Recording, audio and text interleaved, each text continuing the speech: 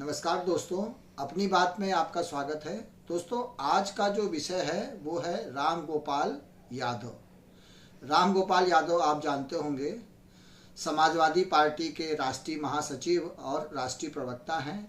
अखिलेश यादव के चाचा हैं और मुलायम सिंह के छोटे भाई हैं। राम गोपाल यादव एक बहुत बड़ी शख्सियत हैं समाजवादी पार्टी में, या आप ऐसे समझ लीजिए कि दूसरे नंबर की शख्सियत हैं। और शिवपाल यादव को किनारे लगाने में उनका बहुत बड़ा योगदान है और हमेशा उनकी कोशिश जारी है। खैर, वो तो दूसरी बात हो गई। आज का जो टॉपिक है, जो उन्होंने chief justice of India Chandrachud ji के बारे में कमेंट किया है, उसके बारे में है। एक हफ्ते पहले करीब chief justice of India justice Chandrachud के बारे में उन्होंने जो कमेंट किया है वो बहुत ही भद्दा और गंदा है। और आश्चर्य की बात यह है कि किसी भी पॉलिटिकल पार्टी ने उसको संज्ञान नहीं लिया है।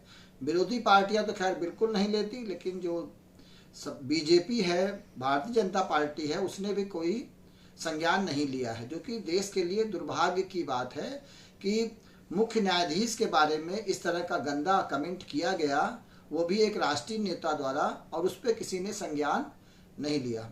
मित्रों, हुआ ये कि चीफ जस्टिस ऑफ इंडिया अभी करीब 10 दिन पहले अब किसी सभा में महाराष्ट्र में बता रहे थे कि जो कुछ भी राम जन्मभूमि के मामले में 2019 में डिसीजन हुआ है, उसमें भगवान की प्रेरणा थी उसमें, और उन्होंने जो भी डिसीजन दिया है या 5 जजों के साथ में, उसमें कहीं न कहीं ईश्वर की प्रेरणा से हुआ था ऐसा।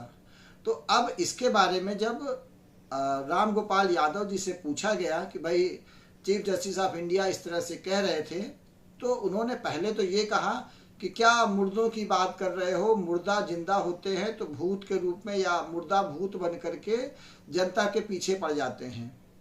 इतना कहने के बाद जब उनसे फिर पत्रकार ने पूछा कि चीफ जस्टिस ऑफ इंडिया ये कह रहे थे, तो उनका कमेंट था, क्या फालतू लोगों के बारे में बात करते हो। उन्होंने गाली का प्रयोग किया, जो कि बहुत ही अभद्र गाली थी, और वो शायद सभी लोगों को आइडिया होगा कि उन्होंने किस तरह से एक बहुत ही गंदी गाली दी। अब इस तरह का जो कमेंट है वो एक राष्ट्रीय नेता से, इतने बड़े नेता से अपेक्षित नहीं था। और सबसे आश्चर्य की बात ये थी कि उसके करीब आधे घंटे बाद या कुछ समय के बाद जब फिर एक प्रेस कॉन्फ्रेंस में उनसे पूछा गया, तो उन्होंने ये कहा कि मैंने तो ऐसा कुछ कहा ही नहीं, और मुझसे तो इस बारे में कोई सवाल पूछा ही नहीं गया। हो सकता है एआई के माध्यम से जब पत्रकारों ने कुछ इसमें गड़बड़ किया हो, और इसकी मैं जांच कराऊंगा, एसपी और डीएम से शिकायत करूंगा। मतलब बेशर्मी की हद है भाई। एक तो आपने गलती की, और गलती मानने के बजाय फिर आप अब इस टॉपिक पे आ गए कि एआई का उपयोग होकर के ऐसा किया गया है, जो कि दिखाता है कि उनका जो नैतिक स्तर है वो किस प्रकार का है।